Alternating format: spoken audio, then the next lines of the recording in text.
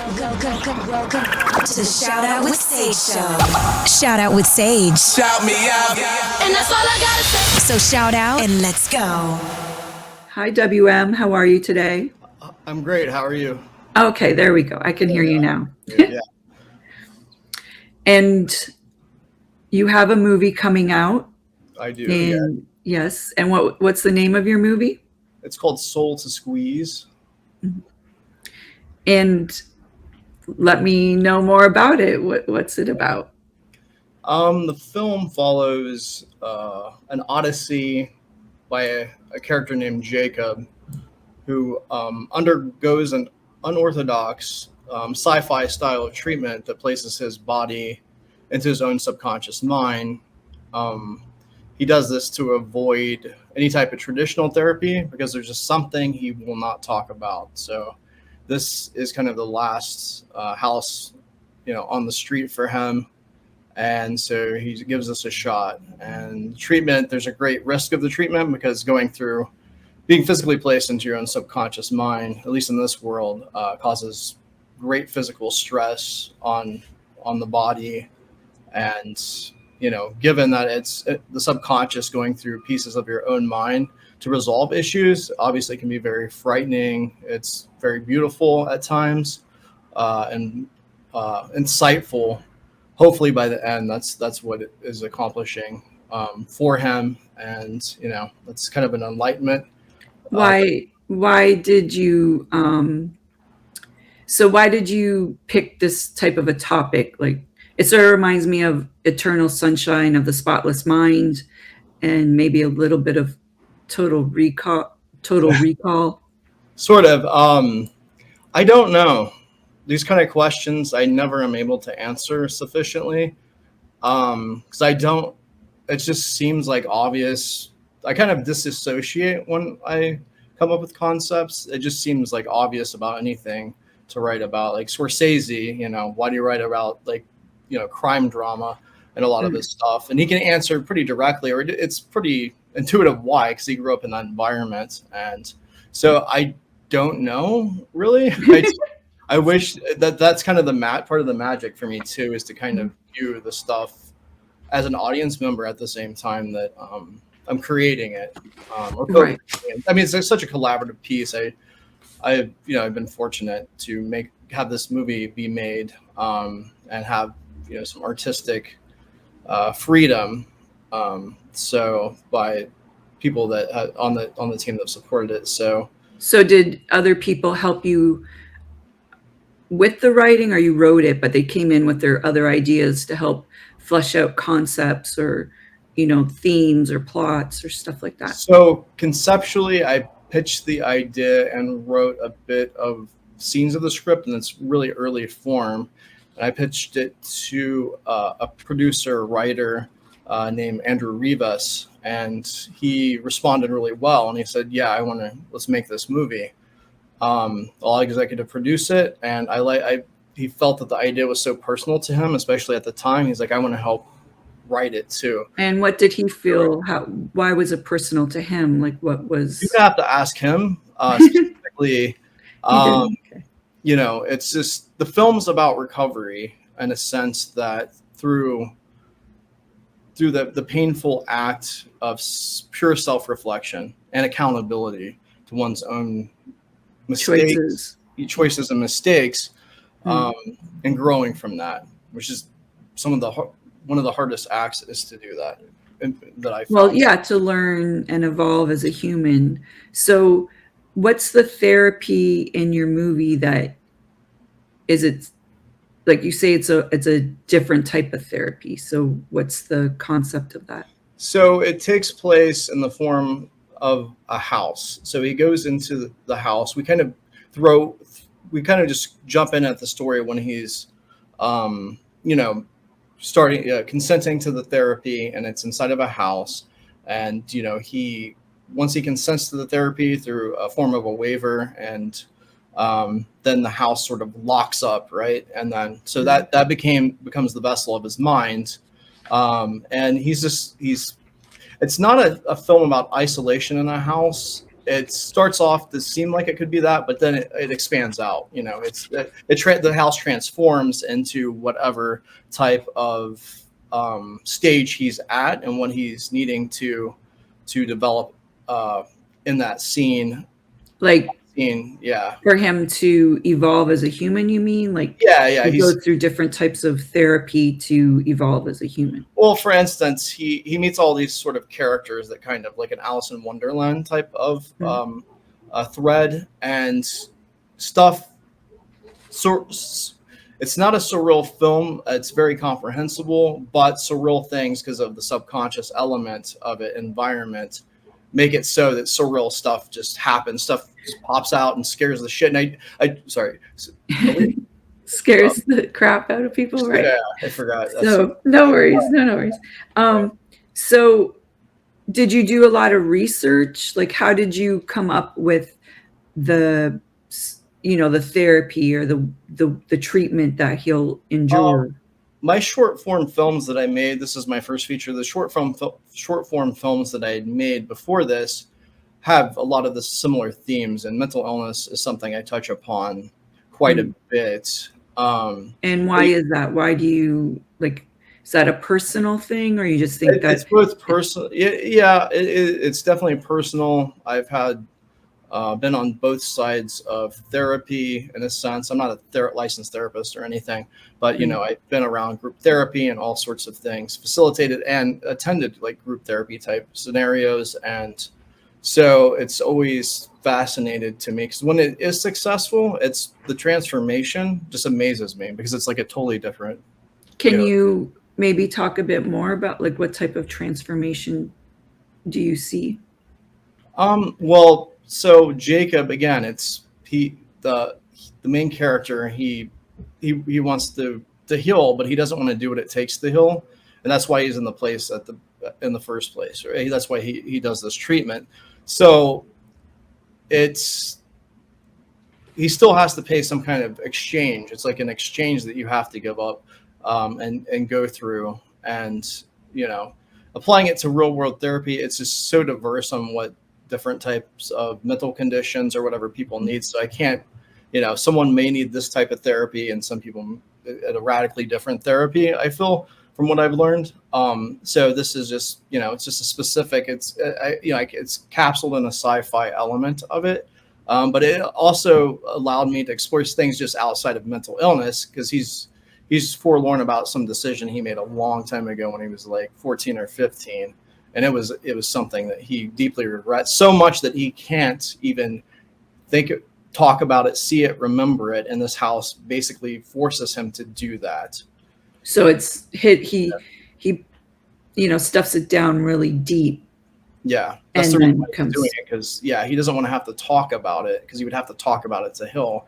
So this therapy, he doesn't have to talk, but he's got to experience it. So right, do you not? But I mean, I think most people sort of go through life, stuffing things down. So it is, there's definitely that element is played up in this film, and also it happens in stages. So it takes a willingness, but it's not going to happen overnight. Even in this treatment, there's stages of transformation. So the actor, Michael Thomas Santos, he lost weight for this role and gained it back, because we had to shoot something out of sequence. Because during this film, he's physically coming apart, because it's very stressful. So in order to do that our actor for the film had to do that as well. And this is his first feature film. And, it was just amazing that he was willing to do that. He just offered to do that. And we're like, yes, that makes sense. We had the idea of transforming through makeup and stuff, but he's like, I'll lose weight for this. I believe in the story so much. So that's great. Yeah, that's amazing that he chose to do that. And I know that we've chatted a bit before, and what I find interesting is that you have just recently moved to LA and gone through some transformations as well yourself. Yeah. So just like your actor. And what was obviously, people move to LA because this is the entertainment capital, let's say. Yeah. but nowadays you can do film almost anywhere, really. Why did you choose to LA? And again, and then on top of that, what are some of the obstacles you've faced, or like any maybe mental, struggles with the Well, move? well, once I decided to direct films, and I think it was 2015, after watching Black Swan, how well Hmm. they how well they depicted delusion, because hallucination is not nearly as difficult as having the audience experience delusion, because it's hard to have them believe something throughout the film, and then the way that um, that Aronofsky did that was just brilliant. And once I saw the capability, the true power of film, I'm like, okay, I feel like that this is a calling now. And so, I did the best I could with the resources, because I was in Ohio. And the type of films I, make are not of usual. They're somewhat unusual. You can compare it, just like the films that aren't like anything else, like The Lobster, Eternal Sunshine, like Yeah, Enter The the Void, Lobster. That was the science that fiction. was an interesting movie. Yeah, absolutely. So it's like, you try to describe. It's just bigger. There's just different sensibilities. I'm not saying that Los Angeles just has so many more options to find Hmm. people like you. And Well, just population. yeah, You should be able to find your tribe somewhere with more people, right? yeah, and that was basically what I got really fortunate, is I found my tribe quite quickly. In Ohio, I was building a reel of some kind, just to show that I was not going to waste anyone's time, and I was qualified at least to direct the film. Um, Was and that a problem? Because I know a lot of times it's hard for, first time directdirectors to get their first feature. Was that a obstacle for you?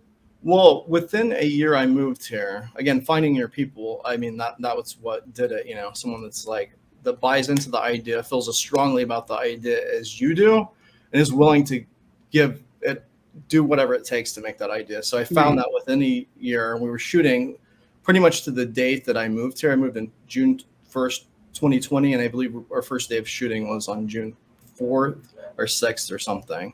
Okay. Within a year, we had pulled it together, had done all the pre-production. I met this person in Los Angeles on it, another project that hasn't moved forward yet. And then I'm like, hey, let's just make a movie, let's make one. Right. And, I told him the idea, the concept, and there is an element of this film I can't discuss right now specifically, but it is something that hasn't been done in a film before, technically. It's been, done partially, but it's not a oneer, like, like Rope or, Birdman. It's something different, and it Okay. fits in with the element, directly within the element and theme of metamorphosis and the caterpillar. Like a Uh, Kafka-esque, or well, it's a technical thing that the audience will okay. get to experience. Mm. That hasn't been done before, in cinema that I'm aware of, and I've Okay. researched it quite a bit. I mean, they've done Yeah. it in scenes, they've done it between scenes, they've done it. It's just so that's an element, and we're waiting for the film to get to a place where we're willing to offer that up. But yeah, it's, every intention. So that's sort of how it happened. And the challenges were more before I moved here. It was just building up and building the skill necessary to not waste people's times, I guess. Right. Well, especially in LA. Yeah. I mean, it's just, I wanted to make, it's just, so that was pretty much my story. Again, I got really fortunate to actually move here, and within a year be shooting a feature film. So, And how did you meet that person? That sounds like maybe the person that's your shout out today. Is that the person that's your shout out today? that's a very difficult question, because there was a person that was very instrumental. There's just so many people. This is Right. there's so many people that if they didn't come into my life and help me out, there's no way I'd be like right here advanced. And so it's very difficult. I mean, there's been, Well, that's yeah, why, yeah, like that's part of the reason for the show, because I I know. always find it so interesting to hear those stories of how, like you meet this person, then you meet that person, and then next thing you know, you're here. But and I know for a lot of people that are wanting to, you know, be a musician or be a writer, be a dancer, like, or just change the job that they have. A lot of people need to meet those people to help them go to that next level. So I always find those type of stories so interesting. So Yeah, there was in Ohio, there was an actor, and he's also a pilot that invested time, energy, and money into and his, you know, his acting ability to help me get the real material together. And then obviously Andrew Rivas, when I got here, was instrumental in getting this film made. Then the person that actually got me housing and a place to live and all that stuff, that was instrumental, and that's Kita Mascaro. So it's like all sorry, three what of was his name? Kita Mascaro. Okay. He's also a comedian and filmmaker. So it's, but all three of these like things, if neither one of these humans weren't placed into my life, I wouldn't have got this opportunity. And, you know, I'm just so fortunate. So I don't, you know, there's been challenges, you know, trying to make things or get people to have faith that what you're doing is going to be worth their time. And so, you know, it's just making anything a major collaborative art form.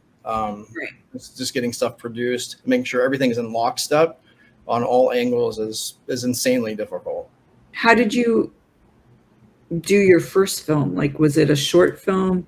And how did you go about that? And did you just do it yourself? Did you have a cast and crew still? Like, how did you get into filmmaking? So the first film, again, after that kind of moment of eureka moment that I had about after viewing Black Swan, I just went and PA'd on a film set, offered up my time. In fact, I paid more for gas. I'm like, I didn't care. I just wanted to be on a film set, like an actual film set. And it was like a smaller indie production, but, you know, it had all the departments and, you know, the stuff that, you know, that I could learn from. And I just loved it. It was just magical. Once the camera rolls, it's like entering a new reality. And then, so, you know, the DP for that and kind of an exchange and gratitude for that helped DP my first little film. And that was called Autumn Shift. It was about a woman that's experiencing a panic attack. And then we go into her mind. I don't know if you can see a common motif. We go into her mind and experience sort of the trauma that she had and then kind of the healing process.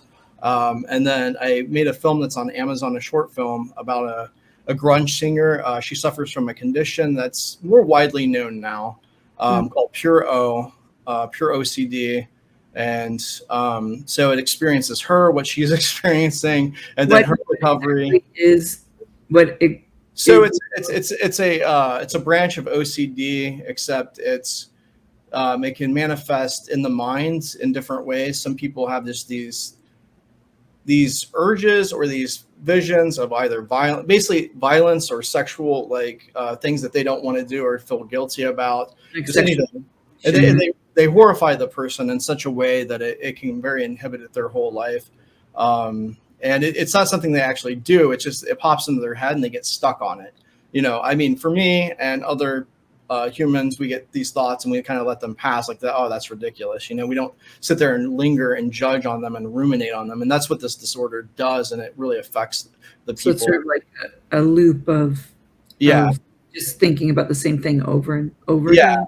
Yeah. And there's all this self-judgment and self-loathing. And that's what that film depicts. It's on Amazon as well, called Pure O. And, you know, so I basically just kind of worked my way up to the, you know, getting bigger and bigger crews or getting more refined stories and, you know, just making sure I would, you know, adequacy, I feel is the biggest quality that a director should have. Because if they're not serious about what they're doing to such an almost obsessive level, to me, it just seems like the film's not going to be served, and it could not be what it could have been, and that's a nightmare for me. And with your writing process, how do you come up with your ideas? How long does it usually take you to write something? I don't know about the ideas. It's just stuff pops into my head, and then So, I mean, I've written a few features. This one I knew was going to be produced. It was pretty awesome writing it because it wasn't just, just a hope and a wish. I don't know. I think first drafts take me anywhere from 2 to 4 weeks, I guess, but I always outline them pretty by major story beats, and then then tweak. I mean, then it's just tweaking from there after getting feedback from trusted sources after they read it. So I mean, that's just that. Who do you send it to? Who do you send? Because I'm a writer as well, and I'm always cautious about who I share my writing with, because people who are going to tell me the truth.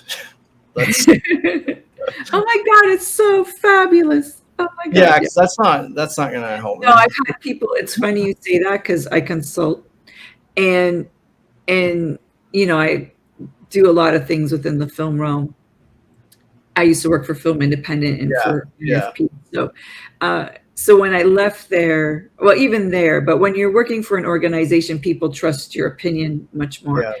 And then when you leave and you become a consultant, or, you have friends in the industry or whatever, and they're like, hey, read my script, blah, blah, blah.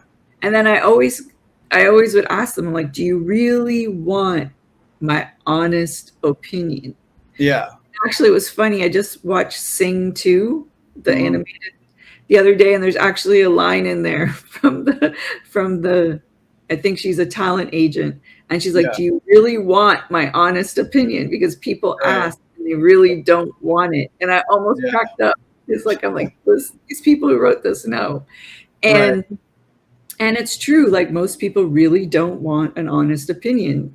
And this one man, I remember, he sent me his screenplay. He wanted to get help with financing. And I also know, though, that most investors are not going to read the screenplay.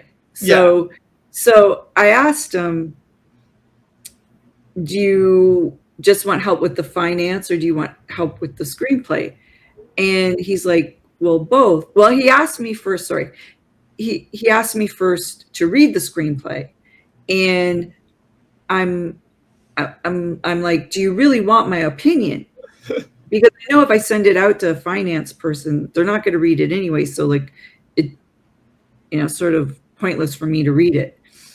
And he's like, no, I would really like your feedback. I'd like you to give me some notes, blah, blah, blah, blah. And I go, well, if I do that, then I would need to see those change. I would want some changes and stuff. Like if I'm going to spend the time on doing that.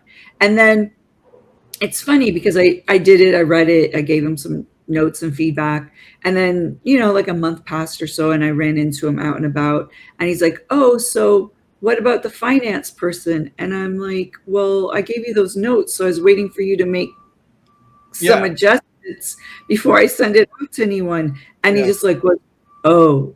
And I'm like, it's I mean, it's, I don't know. That's, I get feedback on it. Again, also, to be truthful and to kind of know the type of person that's going to at least have the sensibilities. They need to be able to comprehend the material, be able to visualize it, or have an imagination. I mean, there's certain qualities you definitely want. You just can't send it out to anyone. Yeah, I mean, if you just like have a friend that's like just loves horror and doesn't like any horror and doesn't like anything else, and you send them like a period drama piece, they're gonna be like, it's crap no matter what, because it's like all this bores me. If I was somewhat interested in any of this, I would actually watch these kind of movies. So, and also again, that helps. Someone that's gonna be truthful but also may watch the kind of movies that you're writing about could be helpful. And then obviously there's a lot of people that have a variety of tastes anyway, because it comes back down to story anyway. Like that's why I feel strongly about the film we just made, because this, you could strip away all the subconscious, all the sci-fi elements, all the fantasy elements, all the terror elements, and it's still a good story. It's about a person reckoning with their past and suffering pain, and that could be any type of film, a drama, a crime drama, a horror film. It's it's a universal truth. Well, pain, or your your childhood wound, which Yeah. some writing people or psychologists call it. But that's at the basis of most things. I mean, any drama type piece, I would think. Yeah. So, So do you do any of your screenplays deal with that at all all? of them, everything I've written has a lot of trauma, and Mm, there's always some kind of either reckoning or hopefully resolving. That's something I do, I believe, different from a lot of filmmakers or directors or writers that touch on mental illness specifically. Is that though I don't want to be unrealistic, I want to be completely realistic, but somehow, again, I'm not doing this intentionally. Just as there's typically an optimistic outcome because it's or a realistic understanding that this is a lifelong thing. It's not just a hey, you fall in love with this person and now you're healed, type of thing, or you get an inspirational speech or motivated thing or a hug and now you're fine for the rest of your life. It's that the reality of the situation is, yeah, it can be episodic, mm, but the type of characters I write about, it's not episodic. It's a deep, comes from a deep wound or an experience that wounded them in the story, and they have to take some kind of action that they don't want to do, but the result of doing that does give them a lot of hope and to live the best life they can possibly live. So, and mm. it's not, so like Aronofsky is just again so effective in what he does. But the endings are often not great for the characters and some of his stuff. So you don't have a happy ending. Like there might be, like, is there resolution, but it might not be Yeah, a great resolution. what I'm saying is the contrast is that I do have the characters make it out killed, I guess, so to Okay. speak. So because it's just the way I see the world is that the interesting parts. I mean, we all see suffering and bad endings all the time in the real world with people. I mean, just walk around LA for 5 seconds and you see just tragedy all over, right? Mm. And so that can kind of that can bury all the success stories, and the films that I've written or made have the healing element, and you can't promote healing in your subject matter if the characters don't heal. So and Right. so there's always got to be danger. There's always got to be the characters got to be completely autonomous in their decisions, whether they want to or not. Even in my films, they are. But I try not to just be pessimistic to be pessimistic, because that's not always reality as well. I don't try to conflate reality is always terrible, so to speak. So, because I don't know if that benefits anyone in the type of films I make. I don't know if, again, it's easy to give someone a horrific ending. It's effective and it's truthful and it's necessary. Yeah, but But there's lots of positive outcomes that are truthful and as yeah, well. So yeah, there are some people that, I'm sure they heal, or they can at least move on in their lives. Not everything has to be a sad ending or a tragic ending. So, yeah. I mean, because what I've saw, I think directors that at least are thoughtful, and I try to be, are always trying to fill like gaps, not intentionally, but they just fill in the gaps of cinema that doesn't exist in that form. And mine, what I found through it's again the first question you asked me, where's this derived from? I don't know. It basically shows that, hey, you're not the what like, 'cause you'll see stories where they heal, but it's always like an inspirational thing or something. It's what I call an easy fix, which there are no right. easy fixes in mental illness. Mm, Again, depending on the mental illness, the type of stuff I deal with, or it's just horrifyingly pessimistic. Mine's taking both those elements out. It's like, hey, if you do work for this, if you're capable, not all people can, but these characters can.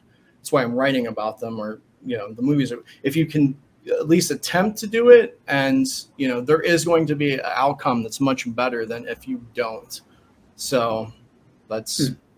So that film exemplifies that idea, and I feel like that's important to remember. It's not all, there are no easy fixes, but also, the outcome, a good outcome is possible. It's just achieved through. And that comes from your own personal beliefs, so you put those into your movies. Well, again, I don't know. That's always, I've witnessed this, and I've witnessed it.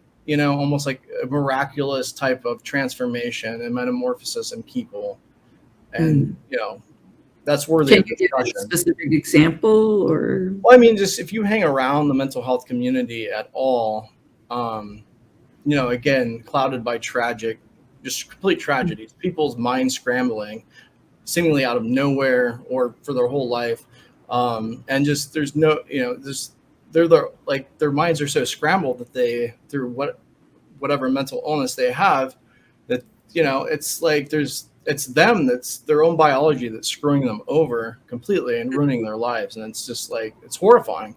But then if you hang around, that's why it's so gratifying to see people that do heal, and it's not infrequent. People get better, but it's usually in steps, and it's a lot of willingness. It takes, like, whether you break your leg or it's your brain, it takes time to heal. You break up with your girlfriend or boyfriend, whatever.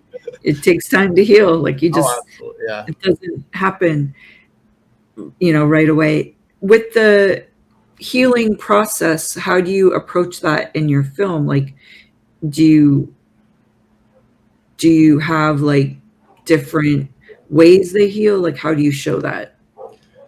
So again, the characters, I mean, you could sum this film up like Alice in Wonderland. If Alice had a mental illness, and the obvious goal was to achieve freedom from that.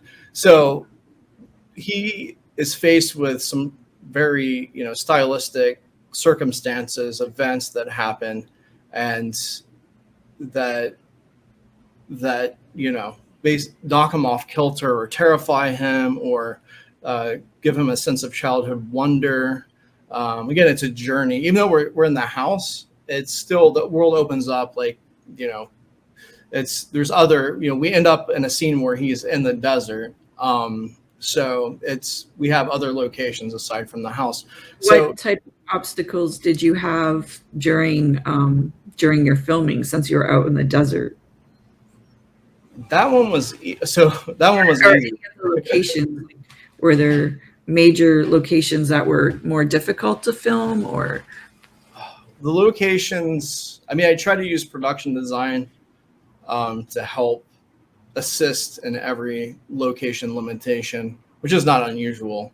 Mm-hmm. The production design's amplified because of just my typical style and the way he's the nature of being in the subconscious. However, we got lucky, very fortunate with locations. Again, Andrew was very proficient at giving me especially what I needed. Again, this was like a dreamlike scenario. If I asked for something, because was like, we need this specifically to happen for the scene to work the way I feel like we need it to work, he made it happen. So the locations were just not as big of an issue. It was just, there weren't like major issues on this for whatever reason. You got very lucky then. I mean, usually when I go to a screening of a movie at the Academy or wherever, you stay for the Q&A, and to me the Q&As are always like the best thing. It's like going to film school without going to film school. Yeah. I love the Q&As. I've learned so much by going to the Q&As, and because you wouldn't really probably have access to these directors or these DPs or screenplay writers or anyone. Yeah. And it's always interesting. Like, I don't think I've been to a filmmaker who didn't have like all these like stories about locations or, major obstacles or. Okay. Well, again, maybe they floated over my obstacle you had with your movie. I just want one. Well, maybe that did occur. I remember when I was shooting Pure O, we had so many obstacles, stuff falling through, things just being late or people dropping out during production, even though it was a short film. And how do you deal with those? Well, first I freaked out, but then I think on the last day something like major happened, and I'm like, I'm giving this up. It's either gonna work out or it's not, and I've done everything I can. And stressing right now is only making other people stressful. So at this point, I'm just gonna release that, and maybe that's so I learned that. And that was like your first. That wasn't your first. That was like maybe your third or fourth film. It was my second. It was my first film with like that wasn't like just a day or two of shooting. This one was like, because the film was like 20 minutes long, so it was I had a much bigger crew and departments and stuff. So again, maybe that happened on this. We ran into problems and issues. That it's not that. It's just I've heard a lot worse. Like I've heard so much more worse. I mean, definitely. It's just, we weren't shooting Apocalypse Now, so at least it was contained. I know from like how to use my limitations. That's something that was taught to me, how that's using what limitations you have, budget, and figuring out how to disguise that and still make the story unique. And a lot of the story elements came from those limitations, which is why it's unique. Where did you learn that? Yeah, so it's just I don't know. I just knew that stuff typically can go. Oh, I mean, like a gimbal taking 4 hours to set up because it's not calibrated correctly. We had that happen. I mean, it was a lot smaller things. We didn't have any actors quit in the middle of production. But that also goes into your pre-production. So did you have a long time for pre-production? Did you guys really grow with your pre-production? Because I know for me, the sets I've worked on that are smooth and don't really have a lot of problems. Usually pre-production has been very extensive and they've spent a lot of time on it. So, and then everyone's ready when we go onto location and it runs pretty smooth. I've developed the process of pre-production and it's storyboard everything. Even though I do it by hand and I'm not a great artist, but I've seen James Gunn's like storyboards. I'm like, okay. And if you can do Guardians of the Galaxy, then it'll work for my type of film. Yeah. And so I make sure I do that. So I understand and can communicate what we're shooting before we shoot it. I don't know what you would technically call it. But basically it's a lot of lookbooks or, because I developed the production design, because I have a very specific style, palettes and stuff that color, are they're through line through all my films. There's just very specific things that I do. And why is that? I don't know. Just your style. I don't know, because they're asking me why are you shooting this thing, and then I have to come up with an answer, but at the end of the day, there is an answer there, probably. It's but maybe I don't. It's instinct, and I think about it, and sometimes I do find the answers, and like, why are you shooting the person's knees or the feet here in this? Not feet like Tarantino feet, but shoes.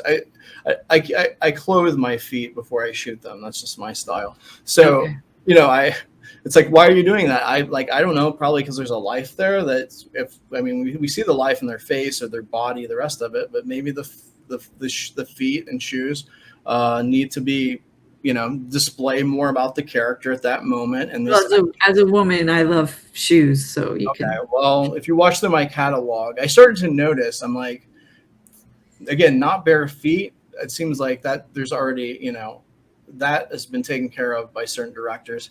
Mine are just shoes. I don't know. I think it comes from the 90s, sort of, even in Clerks or whatever. Out of nowhere in Clerks, they have a shot of just some like Jane Silent Bob, someone's shoes or something. Right.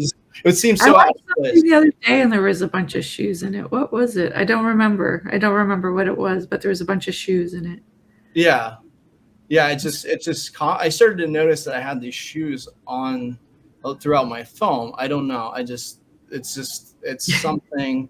I don't know if it's watching lots of 90s music videos and stuff, because it's just the tapping of the foot, or there just seems to be a life there that stands out to me about tells me. So so again, there's these recurring patterns that even get more developed and more developed and more developed as you start to make more films. And again, it's just, again, I don't know. Really, I can make up stuff, but No, don't make up anything. I want you to be sincere. So, how did the financing? Have you had difficulty with financing on your films? Did that go smoothly? Do you use tax credits or tax incentives or anything like that, or you keep it a little more simple? we kept it a lot more simple for this one, so we could afford. So we haven't had financial difficulties as of yet. Again, because Andrew figured out how to take care of everything. Okay. I'm in like the dream scenario. I have he supports me, supports the idea, added creatively to the idea, and then allows me to do my job and gives me what I asked for. And somehow it's, you have to get creative with limitations. Things change, especially time. Time was obviously the biggest commodity. It always is, no matter How what. long did you shoot for this last movie? This was like 32 days. Okay. So started over the summer on the weekends. And so financially, we didn't run into issues. We just designed it with what resources we had, and it's just worked out so far. Again, sometimes I feel like I'm dreaming, and maybe I am. But it's so far it's worked out, and it's just. So you haven't had any like major hiccups yet, hopefully. I mean, the hiccups are just my incessant anxiety about the film being as perfect as possible. Like, just, I wake up in the middle of the night, cold shivers. Like, I don't know about this scene if it's working right. So we got to figure this out, or is this going to be done the way we want to do it, the way I feel like we should do it. But I've always had that. That's like, I don't think that's going. Well, I think any filmmaker wants it to be as close to perfect as possible. So you're gonna, have that. Yeah, that's a trade-off, and that's fine. I'd rather, I don't think you become a filmmaker if you're not sort of a perfectionist to begin with. I mean, probably not a good one anyway. Well, yeah, exactly. So Exactly. yeah, I mean, that's, I'm just, I'm grateful for what I've received, and it's come from, in the form of our DP. Our DP was Pierce Cook, and he was amazing. I mean, again, everything just lined up, but it took work to get that, and Pierce helped. I mean, Pierce did an amazing job to capture the visual elements of it, and we worked really well in tandem. And what type of camera did you use? We can get a little more into the text. We just use a red and some Zeiss lenses. So Okay. So And yeah. with your glass, what type? Do you? How does that look? Like, what's the style of your film? I use different focal lengths, and I again, when I'm storyboarding, even though the storyboard doesn't match the optical focal length, but I consider what. Again, to me, it's motivated. What do we want in the frame? What don't we want out of the frame? What's the audience thinking at that time? What should they be focused on? Yeah, I mean, well, sort of. It's like, what are we depicting here? Oh, so my analogy, and I think it's because I messed with cameras since I was 6. Of course, now it's pretty normal because of phones, but back then it was not in 1986. So it was like a spaceship to me. I was still immersed in the play world where you really believe that this stuff was happening, and I was capturing at the same time. So I always look at the camera, and the lens is the windshield. The camera is where the audience is sitting in a spaceship, and you put that spaceship where you best feel will capture what you want to for them to see what you want to see, what you want them to see in the story. Every time you arrive to set, probably ad nauseum, like the spaceship has arrived, when you bring his camera in. So as far as the focal length, compositionally, I put in what I wanted in the frame, what I did, and what we were depicting. And, we would just choose a lens there. I mean, at a certain point, you start to guess pretty quickly, yeah, I mean, the only dispute we had, I was like, we need to get a 28 millimeter lens. And why is that? What's special about a 28 millimeter? Well, I just wanted that option to have some stuff out of the frame that um, that a shorter, like a 24 would not give us, but also have some stuff out of the frame, and that a 35 would not relieve us of. So again, it was just that, and I was like, let's rent one. He's like, we don't need to, and he was correct. We were both correct on we didn't need to, but on the next thing, we're getting. You're getting. Even if it's for one shot, I don't care. It's even a shot that gets cut, I don't care. We're getting a 28. So, what are you working on next? Speaking of your next film. I mean, I have, well, maybe not so obvious. I have an array of different scripts and ideas that are within the same ballpark as this. Again, it's pretty easy to detect and see a film that's something I had my fingerprint on. So it's in the same realm, probably the same themes, maybe expanding out a little bit depending on the budget. Again, it's just I have multiple scripts, various budgets, but the next one's again, it typically centers around a character that's the extraordinary events happen. So cool. Well, since we shout out with Sage, you've mentioned a few people already. Is there anyone else that you would like to give a shout out to? Well, you're talking about people that inspired you, like that helped you in your life to get to. Oh yeah. Well, so we've got Carl G. Herrick, Andrew Rivas, and Keaton Mascaro. So those three, that's the triad. I know that that's a cop out, but that's just no. I mean, if those people helped you, I know there's a bunch of people in my life that have helped me, with certain things, and I wouldn't, be sitting here without them. So so that's and also we met at this mansion party up in the hills on July 4th, and which isn't really, maybe a typical place for a serious conversation, let's say, but we were chatting and we got on the topic of women losing their rights, which again is probably not a popular topic at the type of party we were at, but we were having a pretty in-depth conversation. And you actually said something to me that I want to thank you for and give you gratitude for, is that you apologized. You said that you were sorry that we as women lost our rights, and I just want to say that, like, I almost fell off my chair when you did that. Like, seriously. Well, I mean, it's great that I've lost 30% of people that would have watched my film, or whatever the stupid statistic is. No, seriously, I mean, that's sorry. Should I not said that? That's fine. I don't care. It's if that's a deal breaker, then too bad. Don't watch my films. I don't give a shit. They're crap. Poop. But anyway, so, it's we bear some responsibility as men that we didn't take it seriously enough. We made choices throughout, and that's what got us here. And it really, that's why that's all I can do. I can't say anything more than it's not my place to say anything.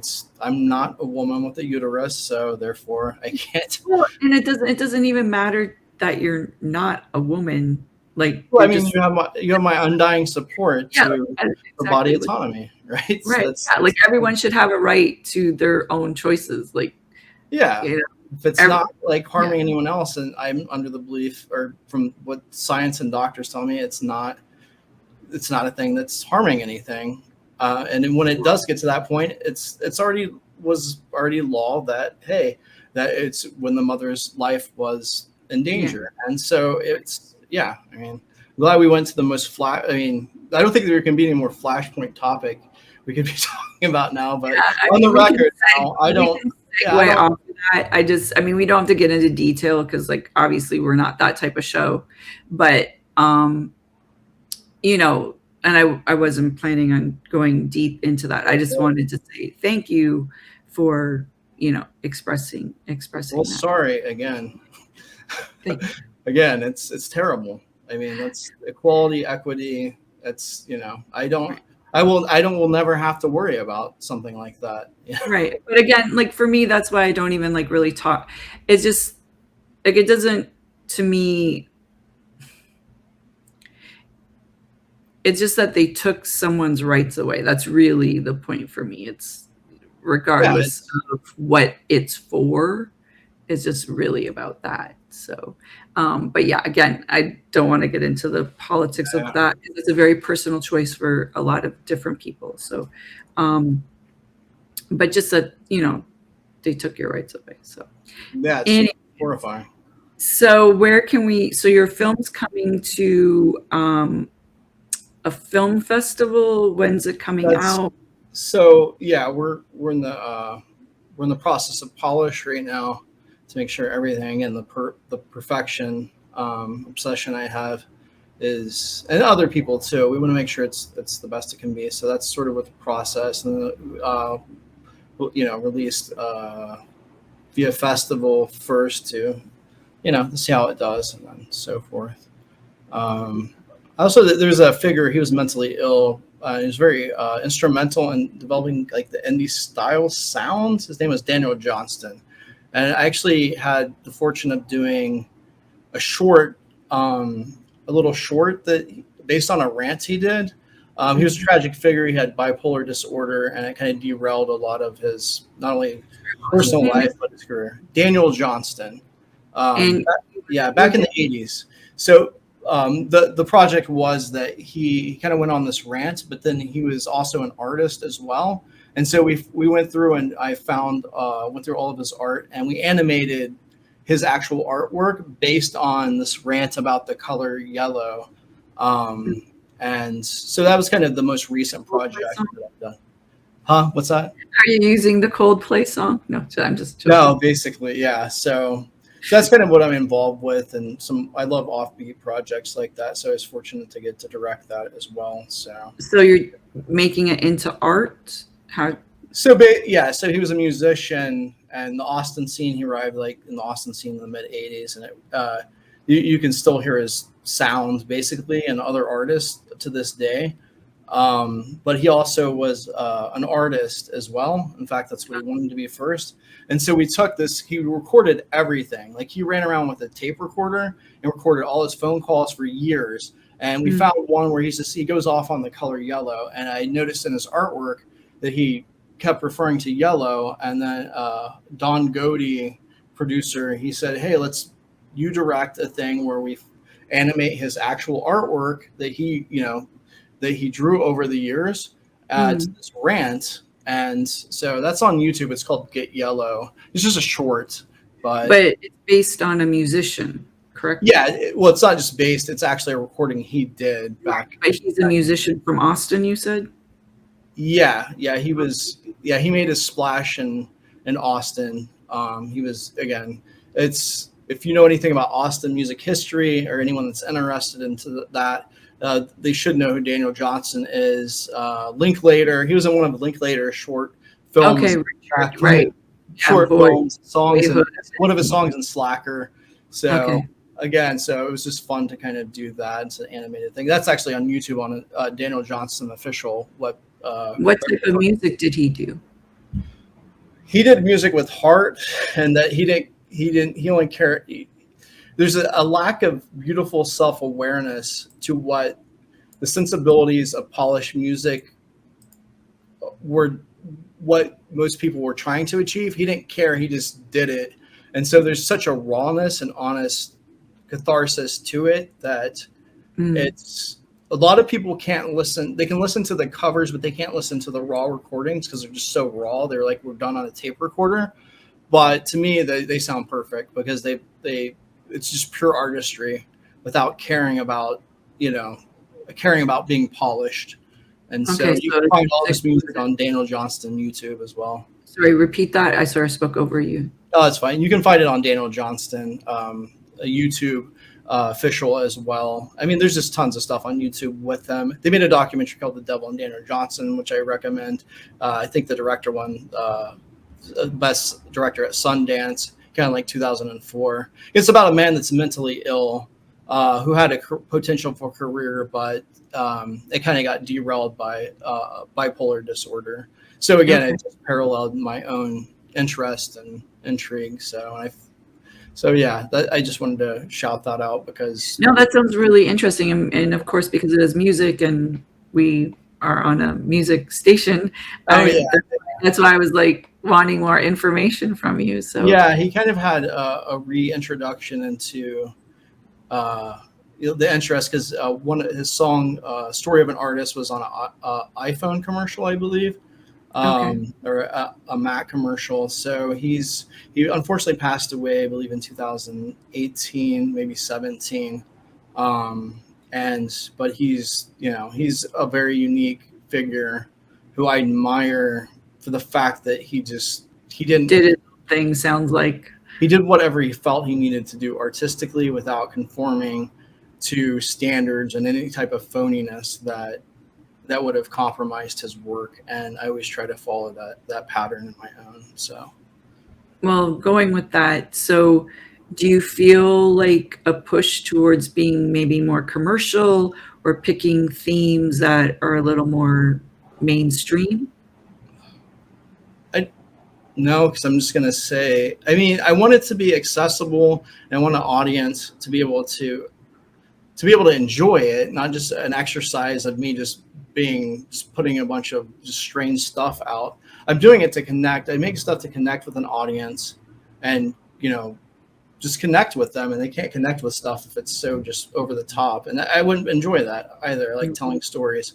So I feel like as long as I'm telling stories, that I don't think that's going to be an obstacle. Okay. It's, because people want stories and all different types of. Yeah. And how do you, since we sort of got onto the music topic, how do you pick your music for your movies?